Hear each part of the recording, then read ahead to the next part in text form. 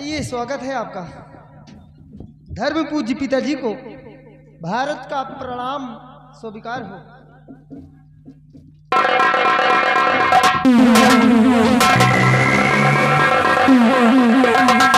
हरामजादे, दिल में तो आता है जितनी भी गोलियां हैं इसके अंदर सारी की सारी तेरी छाती में सीवा डाल दे,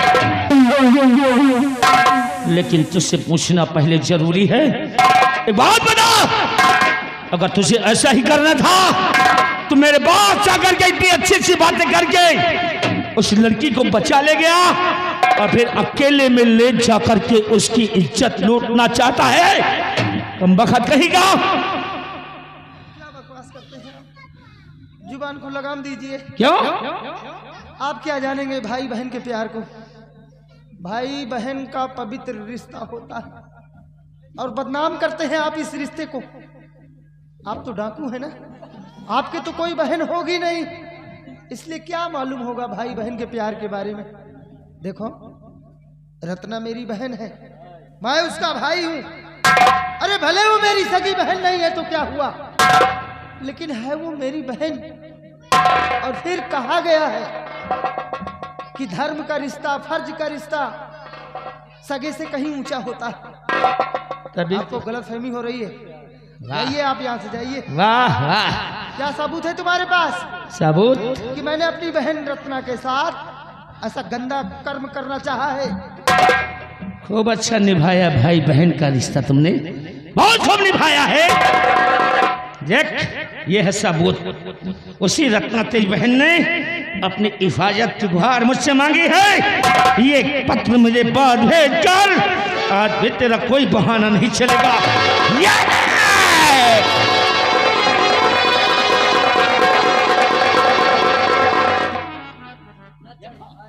पत्र? मेरी बहन रत्ना ने मेरे खिलाफ पत्र लिखा है। बहरहाल राइटिंग तो रत्ना की ही लग रही है। पढ़ने जा रहा हूं मैं इसे। धर्म पूज्य पिताजी से शुभ आशीर्वाद की आकांक्षा।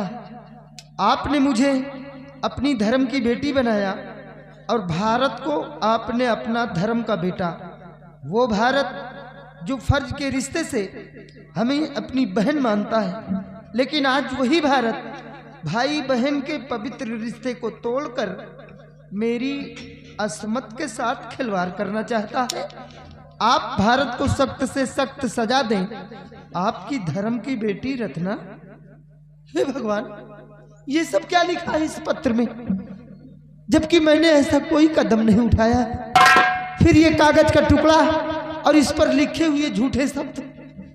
मुझ पर विश्वास कीजिए, मैंने ऐसा कोई काम नहीं किया। तुम पे विश्वास करे, एक बार किया तो ये हाल हुआ।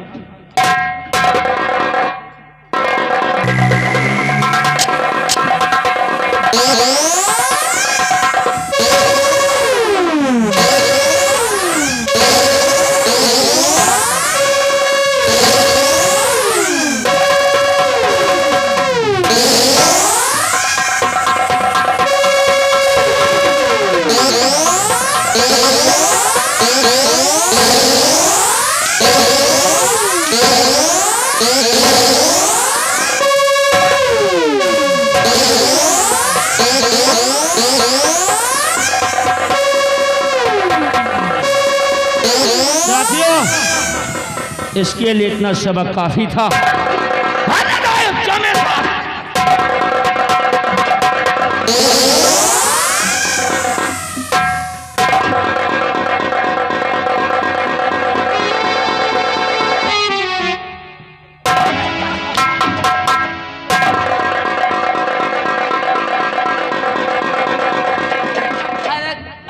बता मेरी लाल, तेरी ये हालत कैसे हुई बेटा? बता मेरे लाल, कुछ तो बोल। माँ, डाकू आजाद सिंह। डाकू आजाद सिंह पहले मुझे अपना धर्म का बेटा बनाया और फिर बाद में मेरी जान का दुश्मन बन गया। माँ, कहाँ मिलेगा ये हरामजादा डाकू आजाद सिंह? बता मेरे लाल, मैं उससे जीवित नहीं छोड़ूंगी। बोल बेटा। चंबल घाटी में। माँ, चंबल घाटी? अपने चंबल घाटी। बिहारी लाल, तू मेरे बेटे का ख्याल रख, मैं उस हरामजादे को जीवित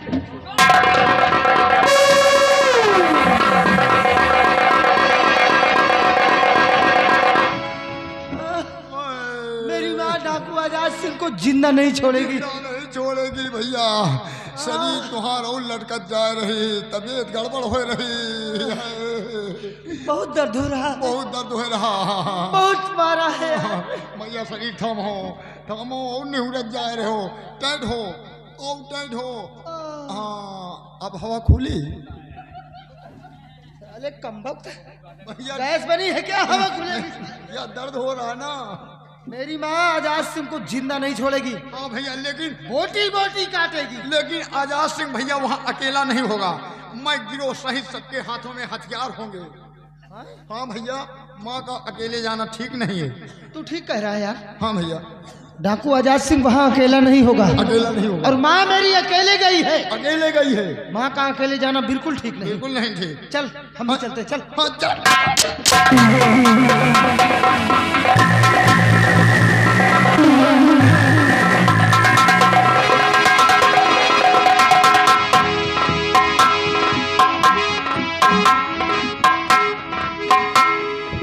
महाराज की जय हो। दरबारी जी महाराज। क्या समाचार है? समाचार सब ठीक। ये मंत्री अरे गंगा सिंह, जी महाराज।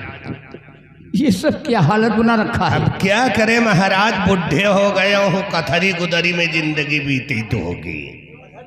क्या महाराज ये मेरी हालत मेरे बेटे ने बना दिया। तुम्हारी बेटे ने बना दिया? मेरा बेटा पागल हो गया है इस समय। क्या कह रहा है? वो आपकी बेटी के साथ शादी करना चाहता। मेरी बेटी के साथ वो शादी करेगा?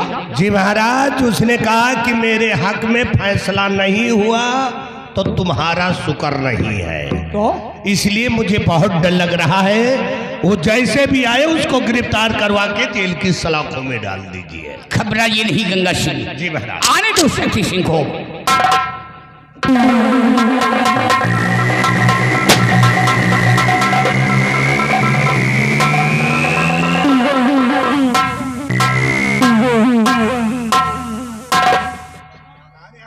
हराम खो, तू यहाँ हमारे रिश्ते की बात करने आया था या तू हमारी आँख चुंगली करने आया है?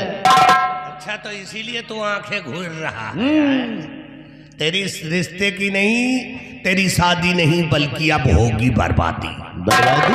हाँ, हमारी बर्बादी? तेरी बर्बादी होगी। बर्बादी तो किसकी होगी ये तो वक्त तो समय बताएगा। बरखुदा, अगर तुम मेरी शादी नहीं करा पाओगे तो क्या करेगा? तो इस दुनिया में जीने का तुम्हारा कोई अधिकार भी नहीं होगा।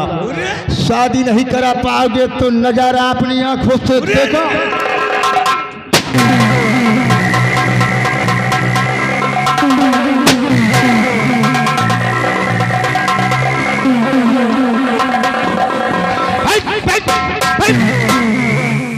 ज्यादा उठा बैठी नहीं महाराज, नहीं तो गोली तो बाद में मारता हूँ, सबसे पहले पिस्तौल की नाल घुसेड़ता हूँ। महाराज के हाथों में हथकड़ी लगाओ। मैं जितना कहूंगा उतना ही करोगे तुम महाबली।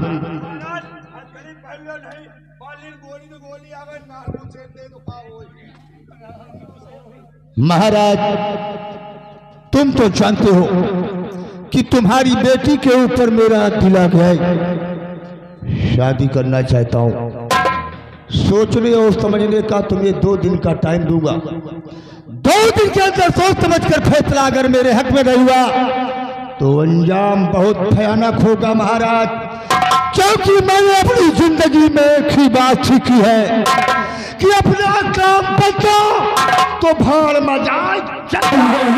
ले चलो महाराज को डाल दो सलाखों के अंदर।